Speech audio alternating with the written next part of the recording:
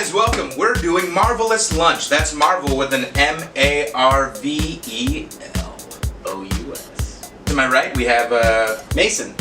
And to his left, we have David Bone. Welcome. So Mason, why don't we get started? Tell them what we're going to be doing. Yeah. So what we do every week is we create a delicious, marvelous lunch inspired by some of our favorite characters from the Marvel universes. Sure. X-Men, Blade, Spider-Man, MCU. We eat those lunches and then we discuss a film from one of those categories. We do. Yeah. In today's film, we decided to start off with Iron Man. Iron Man. The first in the MCU lineup. 2008. 2008, and actually right before Disney acquired them. Yeah. So still shot by Paramount. Yeah. Studios. Wow. All right. So for lunch, we have a little surprise. Grilled cheese with bacon. Ever heard of it? And why do we choose that? Because it's so simple, you could make it in a cave. In a cave.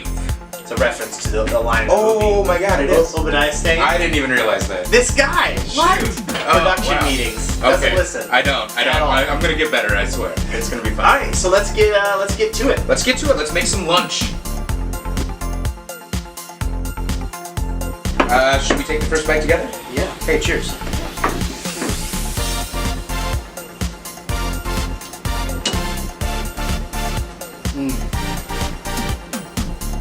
It should also be noted this is the first thing I've had to eat today. And it's delicious. Good. It's delicious. My bacon did not fuse as well as I hoped. My bacon fused perfectly, so I appreciate it. I feel like the first one's always the best because the pan's so hot when you make the second one. It's like, I feel too fast. The first one is always the best, I agree. Just like Iron Man. So let's get into it. Iron Man.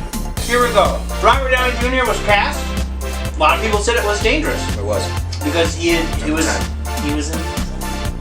did some other stuff. He had some drug issues. Yeah. Yeah. But I felt it was perfect casting. I do too. And he was coming off of, he had some practice before Iron Man as well. That's true. He was coming off of Shane Black's Kiss Kiss Bang Bang. Yeah. Which is actually just like a really phenomenal movie.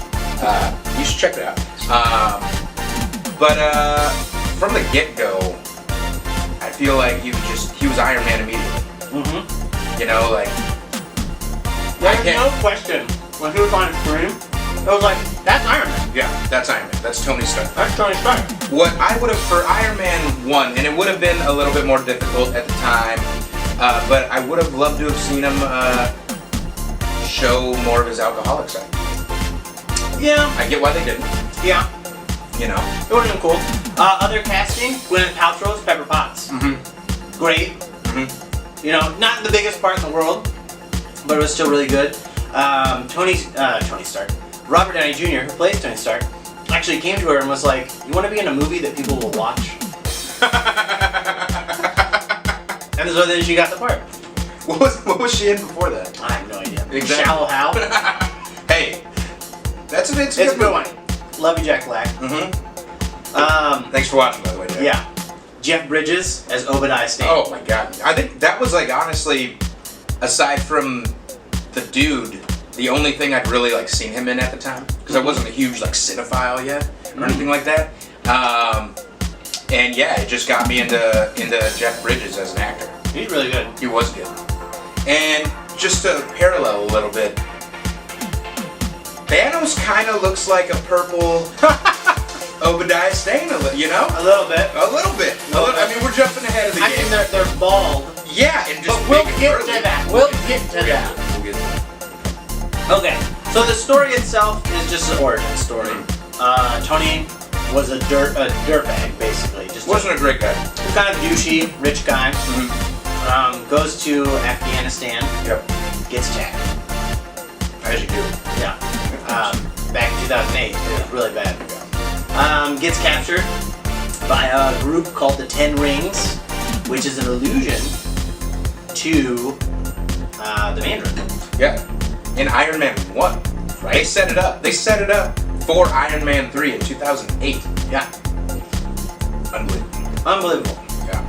Anyway, he eventually is in a cave, asked to build stuff, builds an Iron Man suit, the first one, Mach 1. Mach 1. and just kind of kicks butt. Escapes, gets rescued, and then has a change of heart. That propels him to become the Iron Man. Yeah. But, spoiler, Obadiah Stane, his right-hand man, is the one who set up the capture. Yep. And he finds out. And so then Obadiah Stane is building his own, which is actually supposed to be Crimson Dynamo. Really? Yeah, but they ended up changing it to Ironmonger, yeah. which was cooler. Because Crimson Dynamo, he was Russian. Yeah, and the name doesn't really sell that well in the American market. Yeah. But anyway, and so then he fights him in this suit. It's a pretty cool suit. Now, which Mach is that? I think that's Mach 4? Mach 4. Mach 4. Mach 4. Yeah. He's Iron Man, No! but he's Tony Stark. Oh, that's okay. That's excellent. I know. That's fun. Yeah, it's pretty cool. But yeah, it was. He saves the day, and then he goes to a press conference where he meets Agent Coulson, played by Clark Gregg. Oh my God. Fantastic! What a great casting. Perfect casting. And you know what? You know what I love from like just an actor's standpoint is that Clark Gregg had no idea that character would become what he is today. I know. And he's leading his own show, Agents of S.H.I.E.L.D., which is still like, out of all the Marvel shows that they have, it's their best property in my opinion. Well, we'll get to that. Well, We'll talk about it. But yeah, and so then at the press conference, he admits to the world that he is Iron Man. And that is what sparked the entire Marvel Cinematic Universe, which for the layman, people call it the MCU. A lot of people online think that it took him about 3 months to build the first Mach 4, what we see as the red and yellow. Now, in the cave, he's got like 7 days to build he builds the first one in 7 days. So I don't think it took him 3 months to build the new one. I think the entire Iron Man 1 takes place. So it takes place in. Hold on, 1 second. go ahead. Oh my gosh. Okay, this looks like the ramblings of a crazy person, This is new information to me. but they are. What is this? What am I looking at? So here's Iron Man. Oh my God. Here's Thor. Here's Iron Man 2. Captain America, Avengers, and Incredible Hulk. Okay, so this is just up until 2012. Yes. Oh, okay. So the Marvel Cinematic Timeline is really confusing, and I'm trying to figure it out. So, so what we learned from the first movie is that don't. No, this is all great. This is all great. This is all great. I'm not crazy. I promise. This is all great. This is all great. It's all new information. So let's see here. When you Take us from the beginning. Take us from the beginning. Yeah. So it mentions that he built his first circuit when he was 4 years old. He was born May 29th, 1970.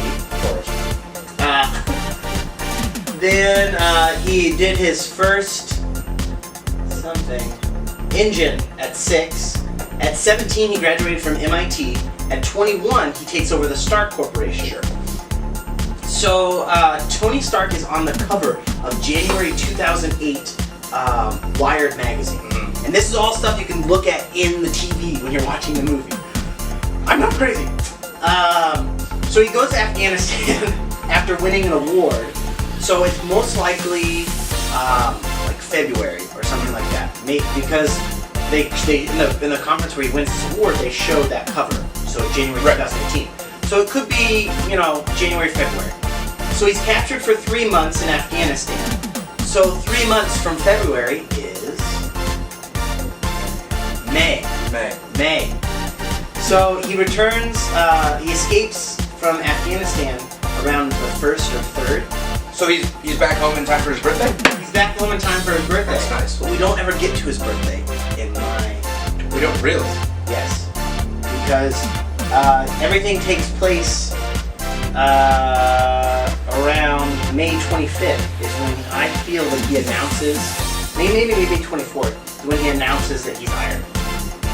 May 24th of 2008. Now, some fun things to notice, when he puts on his visor for the first time and glances around his garage, he looks at his Audi, and it says 2010 Audi.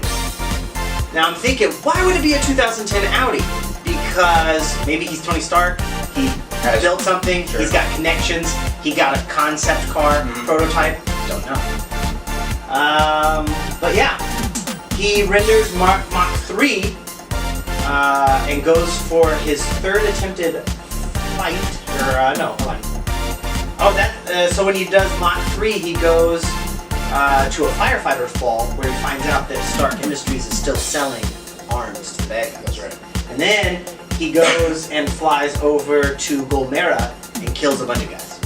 Now Golmera, that's where Jensen's family was, yeah? Correct. And Jensen was another scientist or something? Yeah. That he meets in the cave that helps him build the Iron Man. And he actually met him previously in Vienna at a conference. Yeah, well, I can't remember where it was. But it shows it in Iron Man 3. Yes. So we'll get there. We'll get there. On May 18th, he fights 2 raptors. Not the Jurassic. No, not Jurassic Park raptors, because that is a different franchise. Okay.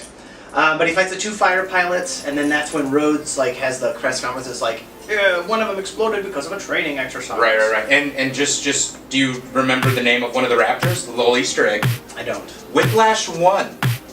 Yeah, which is a little Easter egg to Iron Man 2. Yeah. But we'll get to that. We'll get to that.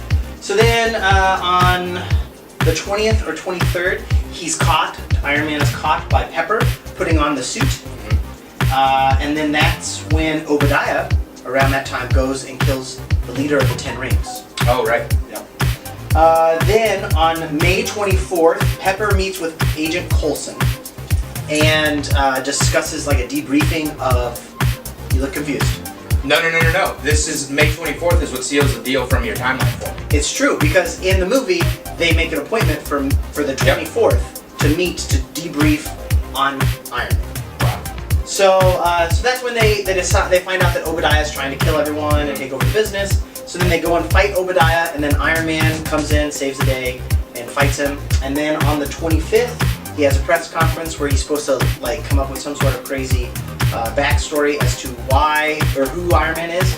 But then he tells the whole world, He is Iron Man. I'm Iron Man. Yes. And then that's at the end of it, Nick Fury shows up and is like, there's something greater out there. Nick Fury basically tells him that he wants to form some sort of initiative.